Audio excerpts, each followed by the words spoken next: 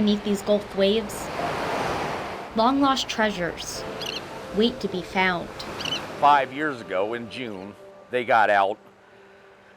Didn't come back for a day or two. I contacted the Animal Services. Pete Mayer lost his yellow lab Whizzer 5 years ago on Fort Myers Beach. A lot of people figured he was dead, washed up in the back bay or whatever.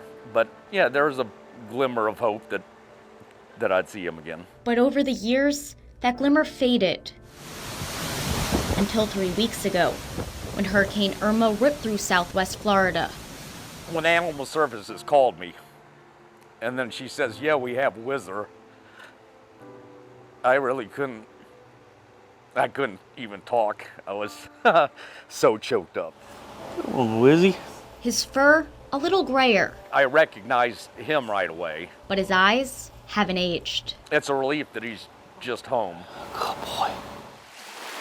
A Good Samaritan found the 14-year-old dog lying in a puddle here on the beach and brought him to Lee County Domestic Animal Services. Whizzer was microchipped. Pete came very quickly, I do believe within an hour, to get Whizzer. He couldn't even lift his head, and he had gone from 90 pounds down to 55 pounds. Whizzer was probably kept by somebody for the past 5 years. Whizzer wasn't wandering around the streets for 5 years. Whoever had him all this time didn't treat him well. Whizzer was skin and bones when Pete picked him up. I don't think anyone thought he was going to last more than a day or two. But 3 weeks later, Oh, he does act a little spunkier now. Whizzer has put on 15 pounds. Look at him. And Pete says he's acting like himself again.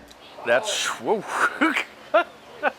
A reunion 5 years in the making. Whizzer's home, thank you, Irma. And a reminder that even in the worst of circumstances, a glimmer of joy Look at that. and a treasure can be found. I know there's a lot of people in rough shape now that don't have power or food or shelter, but for me, it was the best hurricane ever.